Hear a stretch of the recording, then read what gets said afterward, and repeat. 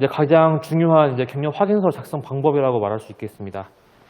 일단 저희는 이제 이 경력 자격증 중급이나 고급을 저희가 산정을 해드리고 판단을 할 때 이 경력 확인서와 제출하신 서류만으로 저희가 판단을 해드리고 있는데요.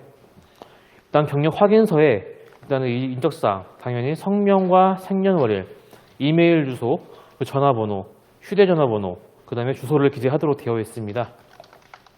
이런 각각에 대해서 자세히 기재해 주시고, 소속 회사는 당연히 지금 업을 수행을 안 하시는 분들도 계실 테고, 그 다음에 현재 당연히 회사에 업에 종사하시는 분도 계실 테고, 그때 이제 회사명에 따라서 이제 기재를 해주시면 되시고요.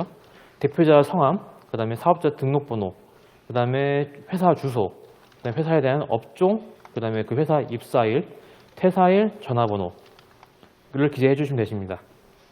이제 가장 중요한 거는 이 기술 경력에 대한 작성 사항입니다. 이제 이 기술 경력을 작성을 하셔야 되는데 정확한 사업에 대한 참여 기간을 기재하셔야 됩니다. 일단은 뭐 사업 기간이 중복이 되시면은 같은 전문, 예를 들면 뭐 산림 경영에 대해서 사업 기간이 당연히 중복된다. 그럼 저희는 이 중복 기간을 동시에 참여했다고 볼 수가 없으니까 저희는 당연히 중복 기간은 제외하고 저희가 그 기간을 인정을 해드리고 있고요.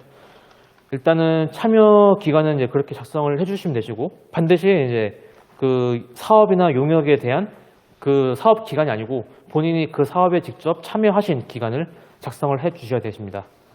전문 분야는 이제 산림 경영인지 공학인지 녹지인지 이제 구분하여 이제 작성을 해 주시면 되시고요. 사업 종류는 이제 산림 사업에 대한 이제 종류가 되겠죠. 산림 사업에 대한 종류가 좀 애매하다 싶으신 사업 종들은 산림자원법에 있는 그 종류라든지 아니면 산림기술법에 나와 있는 그 용역에 대한 그 종류라든지 그걸 판단하신 다음에 사업 종류에 기재해 주시면 되십니다. 담당 업무는 이제 시공인지 이제 뭐 감리인지 설계인지 이제 그거를 작성해 주시면 되시는 거고요. 책임 정도에 따라서 이 책임 기술자, 감리원, 현장 대리인, 참여 기술자, 작업원 중에서 이제 이 시공과 아니면 감리와 아니면 설계와 관련해서 이 담당 업무에 기재를 해주시면 되십니다. 이 사업 개요는 간단하게 그 사업을 참여하셨으니까 어떤 사업인지 간단히 적어주시면 되시고, 사업명도 이제 만약에 사업에 직접 투입이 되셔가지고 행정 업무를 하셨거나 하시면은 직접 정확한 사업명도 알고 계실 텐데 그게 아니시라면은 이제 업체에 문의하셔가지고 직접 기재를 해주시면 되십니다. 이 발주청은 이제 당연히 정부라든지 산림청, 지방청 아니면 지자체 아니면은 이제 각 기관 단체가 될 수도 있고요. 개인 사업자도 있습니다. 개인 사업자일 경우에도 이 발주청을 뭐 신경 쓰지 마시고요. 똑같이 개인 사업자도 이제 기재를 해주시면 되시는데, 다만 개인 사업자 같은 경우에는 저희가 더 심혈을 기울이고 지금 판단을 하고 있기 때문에 같이 관급이나 사급에 대해서도 이제 서류 준비할 때 또 뒤에서 말씀드리겠습니다. 그래서 경력 확인서 작성은 이렇게 해주시면 되시고요.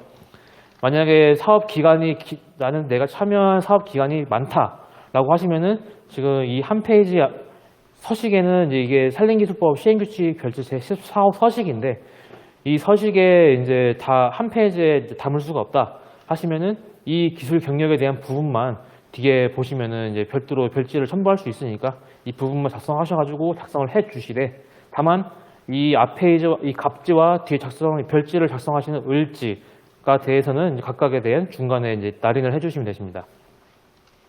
이 경력 확인서에 대한 이제 직인이 반드시 필요한데요. 직인이 없으면은 저희는 이 사업에 참여했다는 내용을 저희가 판가름할 수 없기 때문에 반드시 발주청이라든지 그 현재 업체에 소속된 그 사용자의 그 대표자의 직인을 반드시 찍어주셔야 되십니다. 일단 저희는 간단하게 경력 인정은 그 사대보험, 건강보험 자격대출 확인서라든지 아니면 고용보험 자격대출 확인서에 따라 있는 자격 취득일, 자격 상실을 따라서 저희가 이 재직 기간을 판단을 하고 있습니다. 다만 업체에서 지금 이제 뭐 서 제출하실 때 재직 증명서와 간혹 이제 사대보험 증명서의 자격 취득일을 상이할 수가 있는데 이 부분에 대해서는 저희가 직접 확인을 하고 있으니까요.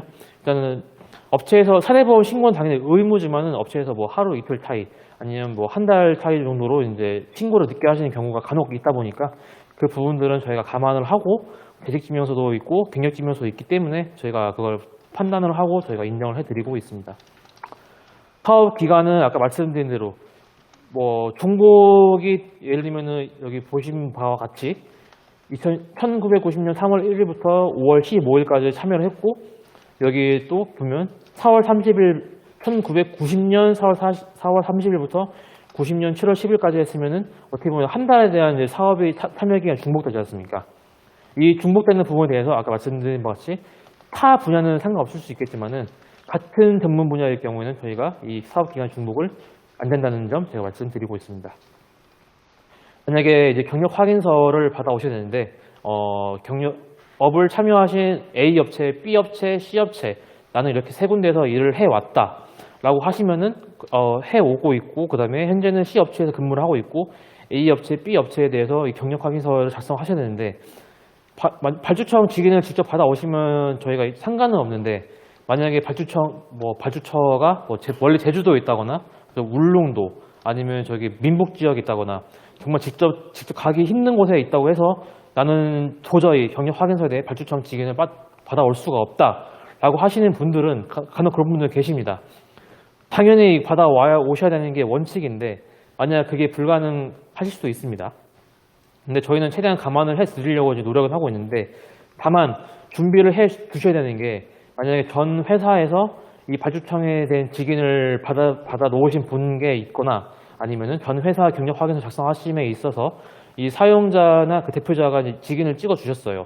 근데 그때 서류로서 이제 그 발주청에서 계약한 그 사업 계약서라든지 그다음에 착공계라든지 아니면 준공계라든지 아니면은 그 참여 기술 인력 참여 명부라든지 그런 걸 직접 다 준비를 미리미리 준비해 주셔야 됩니다.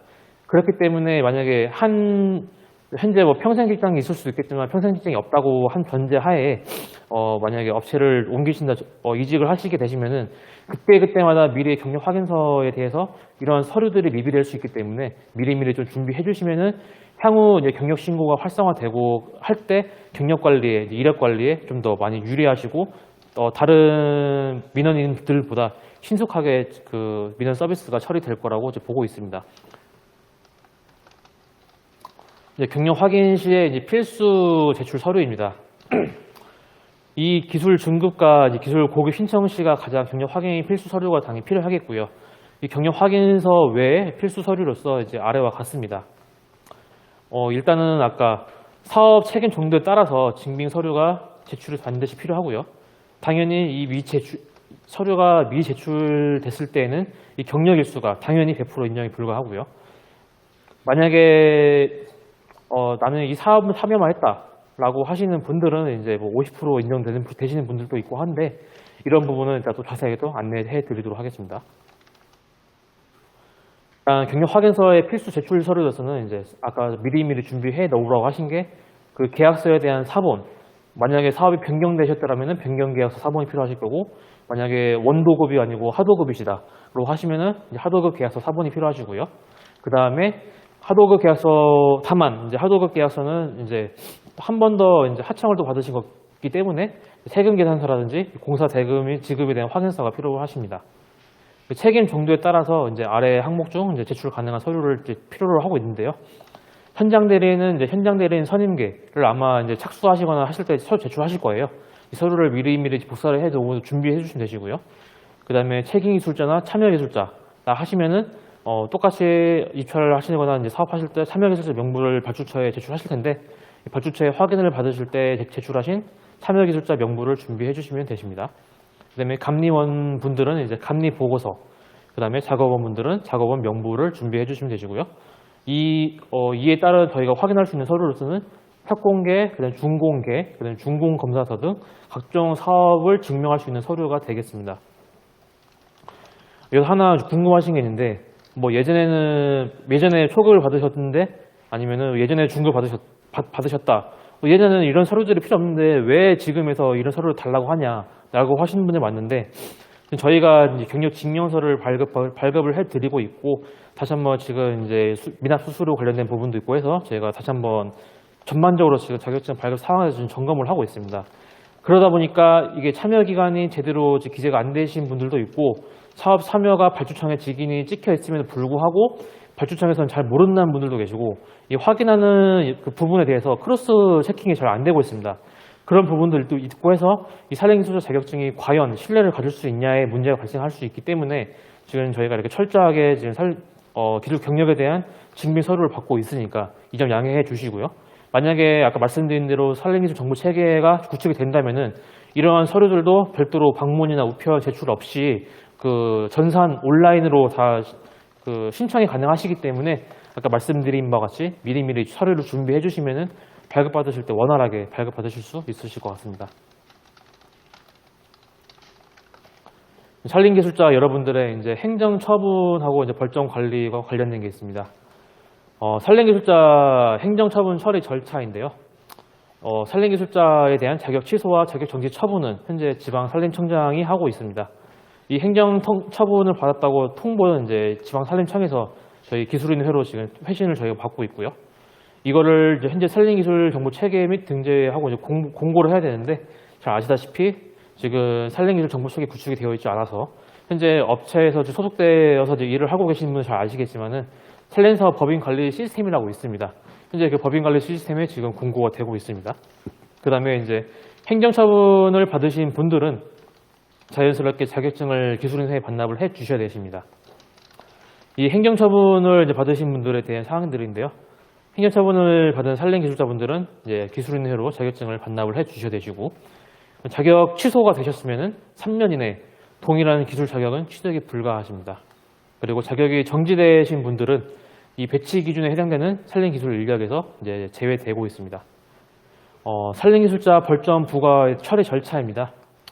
벌점은 이제 저희 기술인회가 위탁받아서 벌점 종합 관리도 하고 있는데 이 벌점은 이제 나중에 입찰하신다거나 그럴 때 저희 쪽에서 벌점을 관리를 해서 이 벌점으로 인해서 입찰에 이제 제한을 둔다거나 입찰 시 뭐 각 지자체에서나 그 공공기관에서 이거를 입찰을 낙찰을 시키려고 할 때 평가할 때 이 벌점을 판단하고 있습니다.